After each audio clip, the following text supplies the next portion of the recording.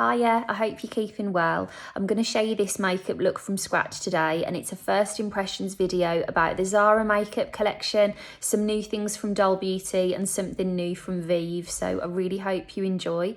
There's also some tips in here about how to cover redness and some eyeshadow tips for beginners. As always, everything I've used in the video is listed in the description, so if you click to make the video full screen, the title will come up along the top. Click the arrow next to it and a full list of everything will drop down.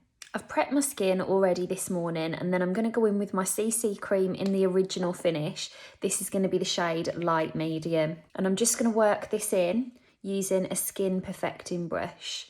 Now, Joanne and Hayley, both of you this week, have asked me about redness on your nose and getting your complexion product to stay put and keeping that nose really well covered. And I would say with any redness, in particular on the nose, but literally all over the face, I think one of the things to bear in mind is that it's going to take a few steps to get that to last. So for example, I've already prepped my skin with a moisturiser here. If your skin is dry or dehydrated in any way, it will attempt to absorb the moisture from your complexion product, which will make it look patchy. So always prep those the whole face ideally you want to always prep with a moisturiser, but in particular those areas, make sure they're as hydrated as they can possibly be. And then another thing that's really important is setting powder. Catherine, you had asked me if I could show you the Peaches and Cream setting powder, so I've got that here today. I'm going to run through that one as well.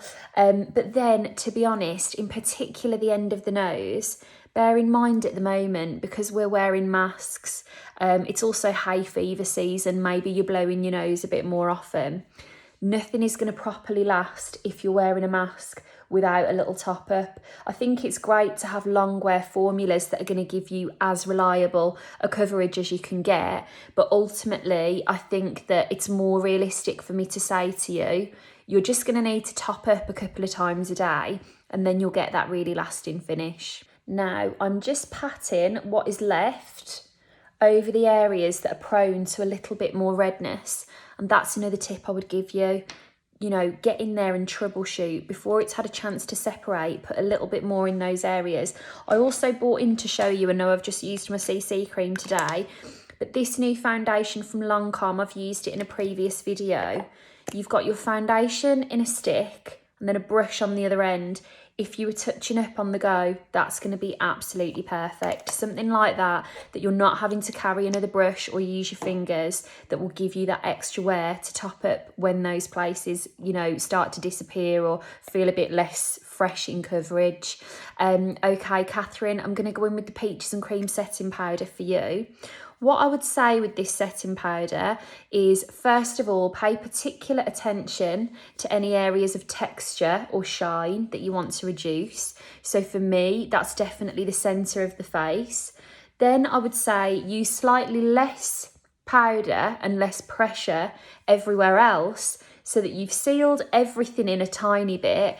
If I were to layer powders on top of this now, they're not going to cling to the dewiness of the CC cream, but at the same time you don't want to use quite so much that it leaves everything looking dry. Now you'll notice there that had gathered in my lines in my eyes, and I just rubbed it out before I powdered.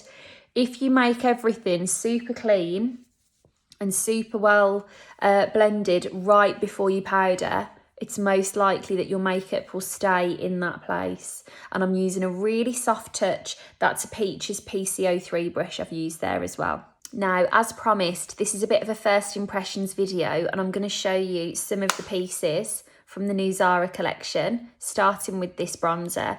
I just wanted to show you as well, everything is refillable. So they're all these kind of magnetic bits and pieces that you can refill, or, you know, you've got your case if you want to try something different.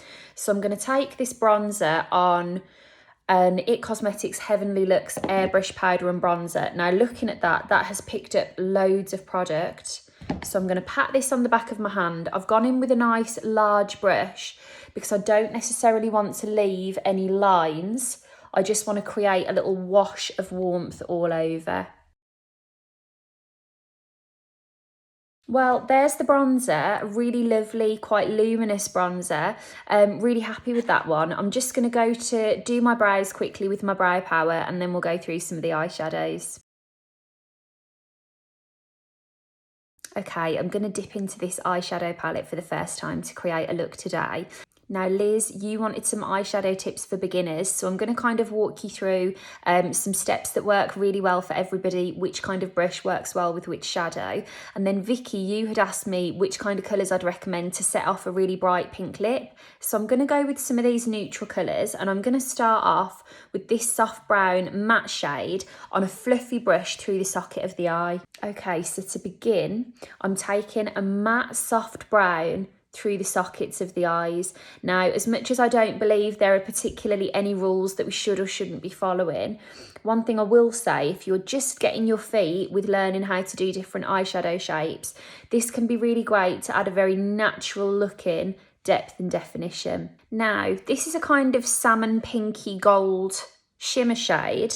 I'm going to take the likes of this on a flat brush, and the reason being, rather than creating a soft smoky finish with this, I want to create a really dense wash of it that's going to be really noticeable.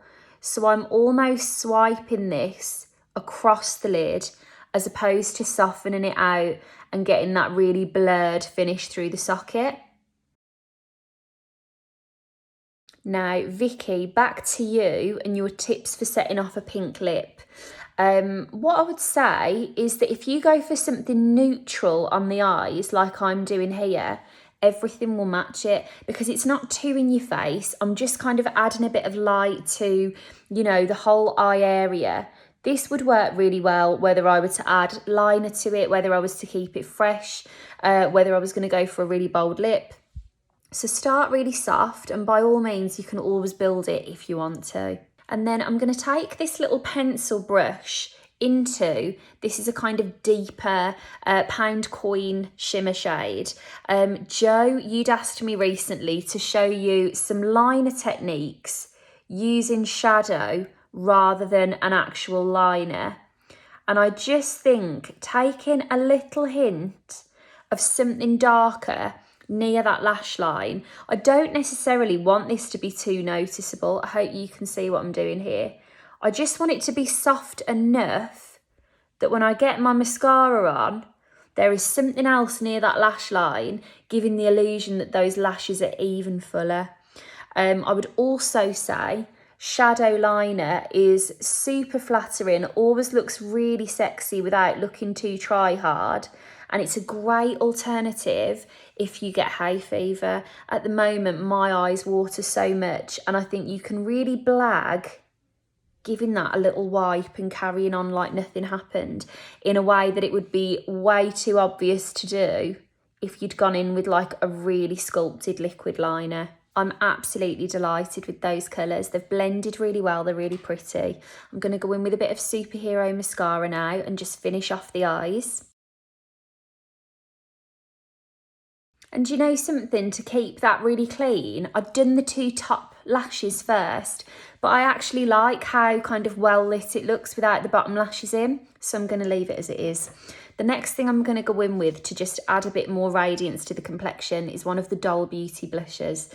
Now, if you haven't tried anything from Doll Beauty before, it was a brand set up by two lovely girls, Danny and Sam, and they're just absolutely fab. They came from the shop floor, loved doing people's makeups, wanted a brand of the things that, they wished they could find in their kit, and the products are brilliant. They've had a little packaging remake, so even though I know and love this brand, this is quite new to me, so let's have a little look. It's a lovely kind of matte, dusky pink, which is exactly what I wanted, because I'm going to use a little bit of Jamie's new Vive highlighter to add a bit more glow to the skin. But so far, really pretty flush of colour, really like that. Next, I'm going to go in with Jamie's Vive Skin Dew. This is a glow multitasker, and essentially, this turned up about an hour before I've started to do this video. It's a very luminous gel-like consistency, and the idea is that you can multitask it, you can add it to the complexion wherever you want luminosity. The amount that I've got on there is absolutely loads. Add it wherever you want luminosity, mix it, use it underneath things, whatever you like. Now, I have looked at it, and I think for today, this kind of fresh makeup I'm going for, it might be a touch too luminous. What I'm going to do is start by using it on its own, and then if it is too luminous, I'll mix it into my foundation. Although, do you know something? Just literally talking myself out of my own idea. Now that it's gone on, that looks really fresh, doesn't it? I was expecting it to look quite shiny. I've gone in, by the way, with a little fluffy blending brush. This is an It Cosmetics No Tug Crease, which I think was from a Christmas set in recent years. But you'll find anything with this kind of shape would be lovely. But actually, just working this in, it's got a very nice smell. It smells like, you know, when you would have had a sweet lip gloss at school. I love things like that. Smells delicious. Do you know what? Isn't it funny how golden that looks on my hand? And it just looks like nice, fresh skin. We should have known, shouldn't we? Jamie knows what she's doing. Do you know something I have to say? I really love that whole brand. I think she's made so many beautiful things. I love watching her videos. I think she explains things really well. I never feel like she's saying, just go and buy this thing, because she always shows you what to do with something. Yeah, just really like her. And that was added a nice little something, didn't it? Okay, this isn't going to be a fuchsia pink, but Vicky, I've got a nice pink from the Zara collection. So to finish off, I'm going to go in with this. Before I use that, I'm going to take a Doll Beauty lip liner. This is the shade Bleeding Gorge. So let's get this on and then I'll go in with my lippy.